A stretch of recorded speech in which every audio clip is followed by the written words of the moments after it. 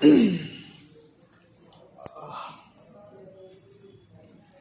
Mic का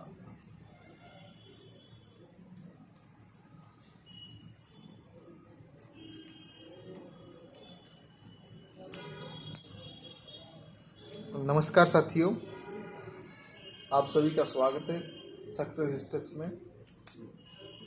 आज हम लोग मध्य प्रदेश के सबसे पश्चिमी जिला के नाम से जाने जाने वाले अलीराजपुर जिला, जो कि गुजरात तथा महाराष्ट्र के साथ सीमा साझा करता है, उसके बारे में हम लोग विस्तार से समझेंगे और चर्चा करेंगे। तो जुड़े रहिएगा साथियों, बहुत सारी जानकारी आपको देखने को मिलेगी यहाँ पर, और प्रतियोगिता परीक्षा में आपको इससे बहुत लाभ होगा। तो उसी जानकारी की ओर हम लोग बढ़ते हैं। जिला अलीराजपुर, यह जिला 17 मई 2008 को अस्तित्व में आया, झाबुआ जिले से अलग हुआ था। और 2008 में एक और जिला अलग हुआ था, सीधी से अलग हुआ था, सिंगरौली, जो कि 24 मई 2008 को साथियों, है ना। तो 2008 में दो जिले बने थे, एक 17 मई को बना था और एक 24 मई को। 17 मई को बना था अलीराजपुर जिला और 24 मई को बना था सीधी जिला। सीधी से अलग हुआ था, सिंगरौली जिला बना था। अब जो हम लोग अलीराजपुर जिले की बात करते हैं, तो अलीराजपुर जिला गुजरात और महाराष्ट्र के साथ सीमा साझा करता है। आप देख सकते हैं यहाँ पर स्थित है, जो कि मालवा के पठार में स्थित अलीराजपुर जिला है, और नर्मदा नदी के तट पर लगता है अलीराजपुर जिला। यहाँ पर दक्षिण में महाराष्ट्र और पश्चिम में गुजरात लगता है। इसकी भौगोलिक स्थिति की बात करते हैं तो ये पहाड़ी और अधिकांश आबादी आदिवासी लोगों की है। सबसे ज़्यादा अनुसूचित जनजाति या आदिवासी समाज के लोग इस जिले में पाए जाते हैं। अधिकांश शहर में के पास गांव रहते हैं, और हालांकि सामान्य आबादी जो रहती है, शहरी आबादी, वह सामान्य लोग हैं। इसमें आदिवासी लोगों की संख्या कम है इसमें। अब इसी के तहत हम लोग आगे देखेंगे। यह अलीराजपुर जिले का मानचित्र है, आप देख सकते हो। और यहाँ पर यह नर्मदा नदी यहाँ पर बहती है इस प्रकार से। तो जो एक प्रकार से नर्मदा नदी के उत्तरी हिस्से में एक मध्य प्रदेश का सबसे पश्चिमी जिला अलीराजपुर है, जो देख सकते हैं आप। यहाँ पर छोटा उदयपुर, धार, झाबुआ और इधर महाराष्ट्र तथा दाहोद आदि जिले यहाँ पर लगते हैं, और इसी के साथ सीमा साझा करते हैं। अब हम लोग बात करते हैं इसकी 2011 की जनगणना के अनुसार यहाँ पर जिले का क्षेत्रफल कितना था। 3182 वर्ग किलोमीटर था इस जिले का क्षेत्रफल। अलीराजपुर में पूर्व में धार, जो कि हम लोग चर्चा कर चुके हैं, एवं बड़वानी जिला आप यहाँ पर देख सकते हैं। हल्की सी जब नर्मदा नदी यहाँ से बहती है तो यहाँ पर टच होता है, और गुजरात तथा उत्तर में झाबुआ के साथ सीमा साझा करता है, और दक्षिण में महाराष्ट्र से भी घिरा हुआ है। साथियों, इतनी जानकारी हो चुकी है जो एक महत्वपूर्ण है। आगे हम लोग देखेंगे तो सबसे कम अनुसूचित जाति वाला जिला कौन सा है, झाबुआ, जो कि पूर्व में पढ़ चुके हैं। और सबसे अधिक एससी जनसंख्या वाला जिला उज्जैन है, और सबसे अधिक एसटी जनसंख्या वाला जिला कौन सा है, अलीराजपुर। इस जिले से यह महत्वपूर्ण जानकारी है। सबसे अधिक एसटी जनसंख्या कहाँ पर है, अलीराजपुर में। और सबसे कम एसटी जनसंख्या वाला जिला कौन सा है, भिंड, है ना। भिंड में सबसे कम एसटी के लोग पाए जाते हैं, और सबसे अधिक अलीराजपुर में। तथा एससी के लोग सबसे कम कहाँ पाए जाते हैं, झाबुआ जिले में, और सबसे ज़्यादा कहाँ पर पाए जाते हैं, उज्जैन में। तो इतनी जानकारी हो गई। आगे हम लोग देखेंगे तो ये मानचित्र में देख सकते हैं अलीराजपुर जिले की स्थिति, भौगोलिक स्थिति। यहाँ पर मध्य प्रदेश का सबसे पश्चिमी जिला है, और ये दो राज्यों के साथ सीमा साझा करता है। आगे यहाँ पर बहुत सारी संस्कृति, उसके बारे में भी चर्चा करेंगे, और यहाँ पर जो पर्यटन स्थल है उनके बारे में चर्चा करेंगे। चलिए साथियों, उसी की ओर हम लोग बढ़ते हैं। भारत के मानचित्र में अलीराजपुर की स्थिति आप देख सकते हैं यहाँ पर। और हम लोग देखिए यहाँ पर 5 तहसील है। कौन कौन सी, जोबट, अलीराजपुर, सोंडवा, कठीवाड़ा और चंद्रशेखर आजाद नगर, जिसका पूर्व नाम क्या था, भाबरा, है ना, जिसका नाम बदलकर क्या कर दिया, चंद्रशेखर आजाद नगर, क्योंकि यहाँ पर महान स्वतंत्रता संग्राम सेनानी चंद्रशेखर आजाद का जन्म हुआ था, और इसी के सम्मान में, इनके सम्मान में यह आजाद नगर नाम रखा गया। वर्तमान में जिले के 2 मध्य विधानसभा स्थित क्षेत्र है। कौन कौन से, जोबट और अलीराजपुर। इस जिले में 2 विधानसभा है। और लोकसभा क्षेत्र की बात करते हैं तो यहाँ पर 3 जिलों की एक लोकसभा लगती है। कौन कौन सी? रतलाम, झाबुआ और अलीराजपुर। ये मानचित्र में देख सकते हैं। तो इन तीनों जिलों का लोकसभा क्षेत्र रखता है रतलाम, झाबुआ, अलीराजपुर जिले का। यहाँ पर लंबे समय तक आदिवासी राजा का शासन रहा और 15वीं सदी के दौरान भील राजा जोमरा डोडिया भील, आनंद देव और आलिया भील का यहाँ पर शासन रहा इस जिले में, अलीराजपुर में। और बहुत सारी जानकारी है जो कि इस वीडियो में हम लोग समझ नहीं सकते हैं, पर छोटा सा हम लोग ये समझने का प्रयास किया। यहाँ पर लंबे समय तक आदिवासी राजा का शासन रहा। डोडिया भील, आलिया भील यहाँ पर प्रमुख राजा थे। आनंद देव जो कि गुजरात के राजा थे, इन्होंने आक्रमण करके इस जिले को जीता था। इसके बारे में हम लोग चर्चा करते हैं। आज़ादी के पूर्व प्रताप सिंह जी द्वितीय ने 1948 तक, है ना, अर्थात 57 वर्षों तक अलीराजपुर रियासत पर सफलतापूर्वक शासन किया। उनके निधन के पश्चात उनके पुत्र और महाराजा फतेह सिंह के पुत्र सुरेंद्र सिंह का यहाँ पर राज तिलक हुआ था।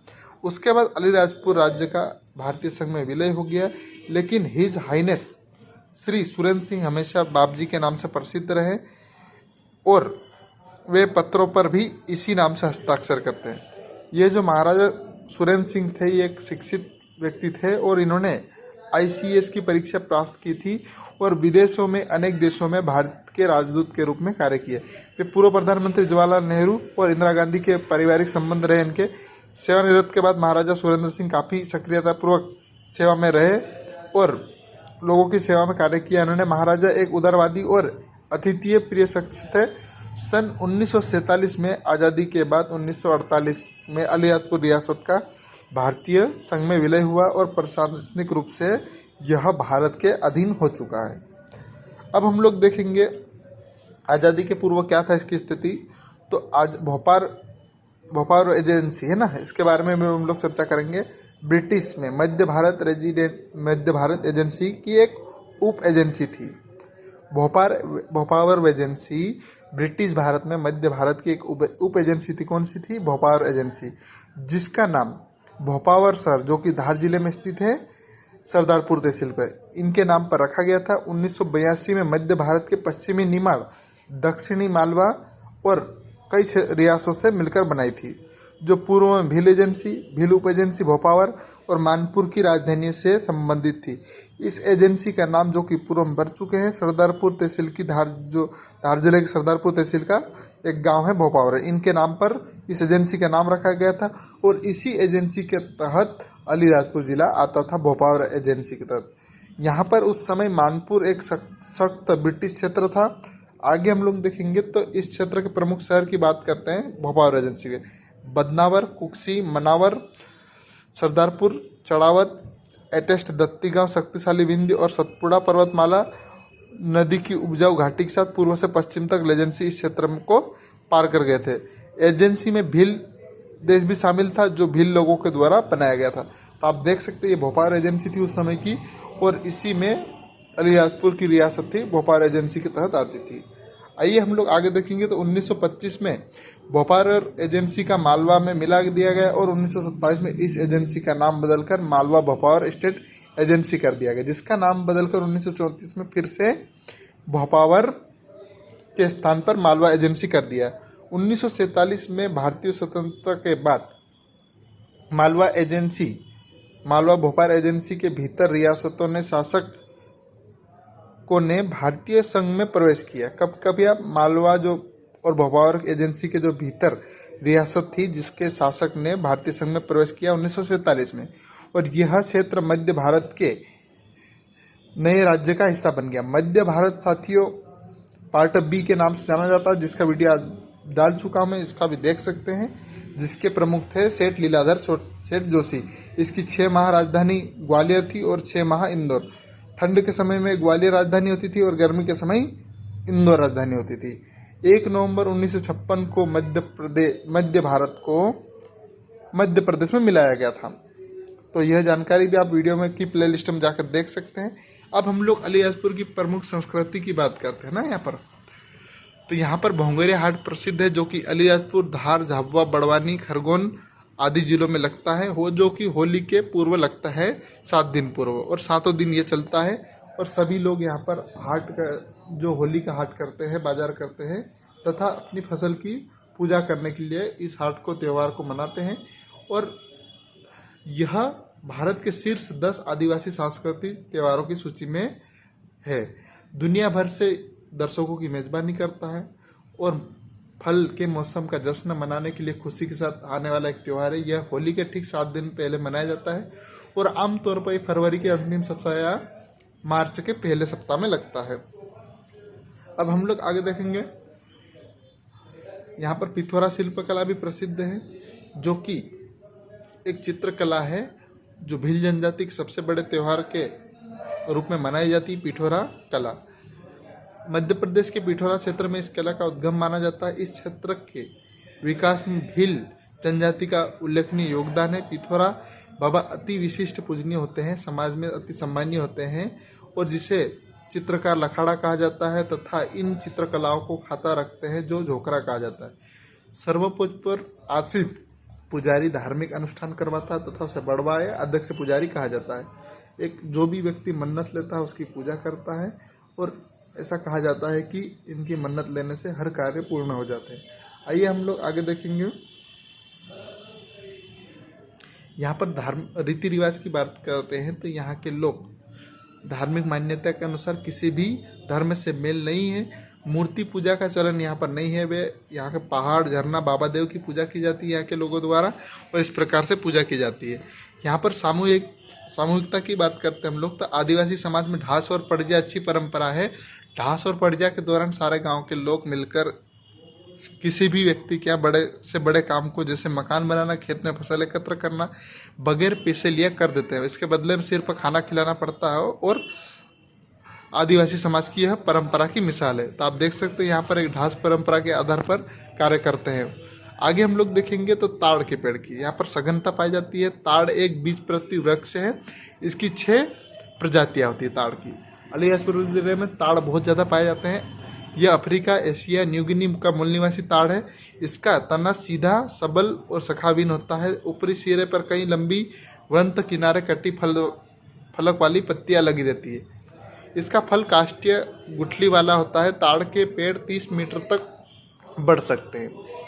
यह पेड़ मुख्यतः हिमालय में ऊंचाई पर पाए जाते हैं। यह पेड़ सदाबहार वृक्ष होते हैं। इनकी ऊंचाई लगभग 40 से 45 मीटर तक होती है। ताड़ की उपयोगिता के कारण इसे भारतीय नोट में शामिल किया गया है और स्थापित भी किया गया है, जिसकी विशेषता को दर्शाता है।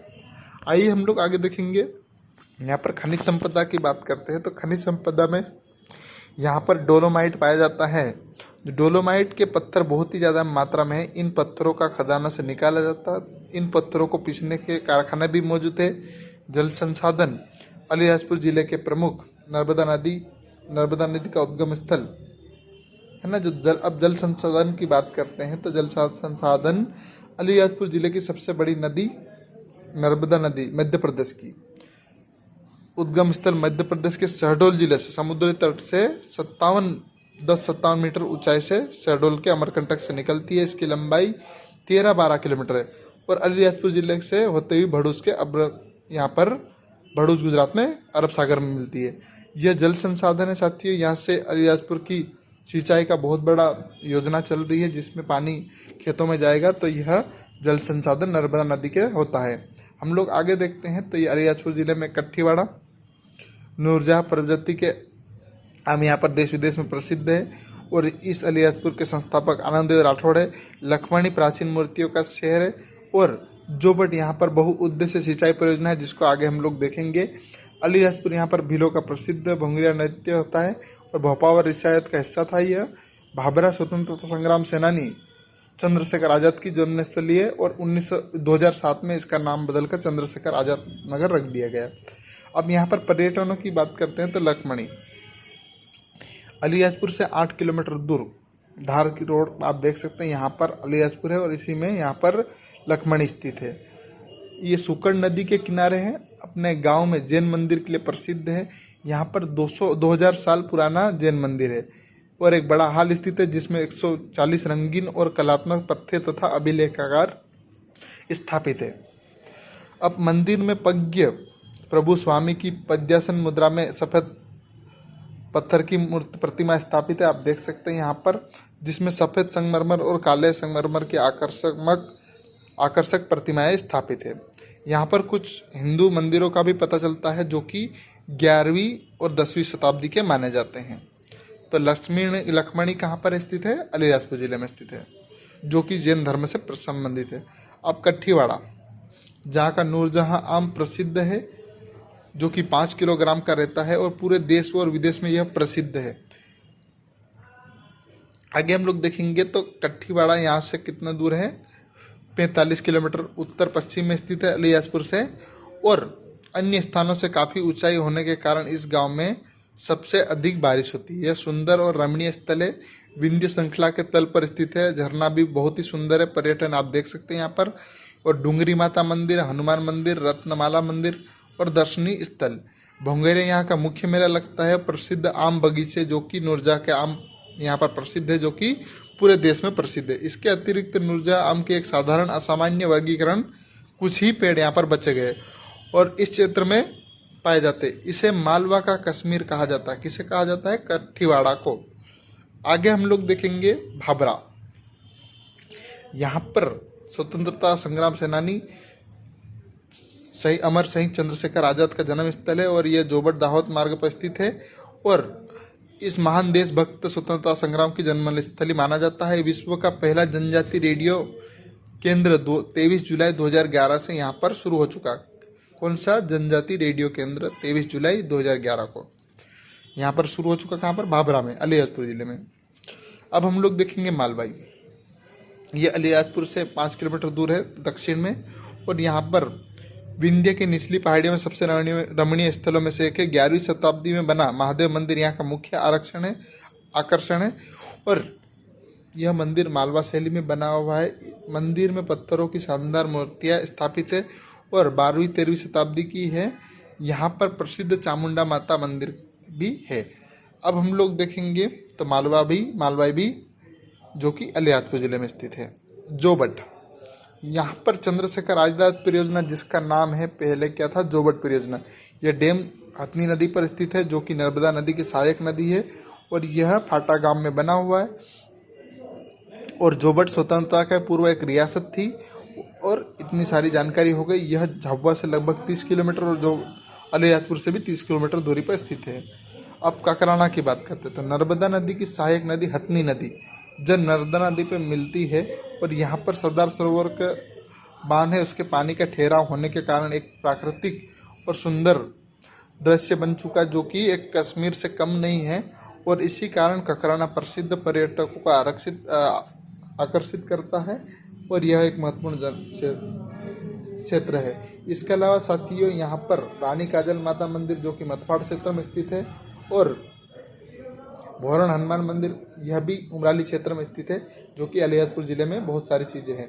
तो साथियों, अन्य सारी जानकारी अच्छी लगी, आशा करता हूँ। धन्यवाद और जानकारी को यहीं समाप्त करता हूँ। जय हिंद, जय भारत।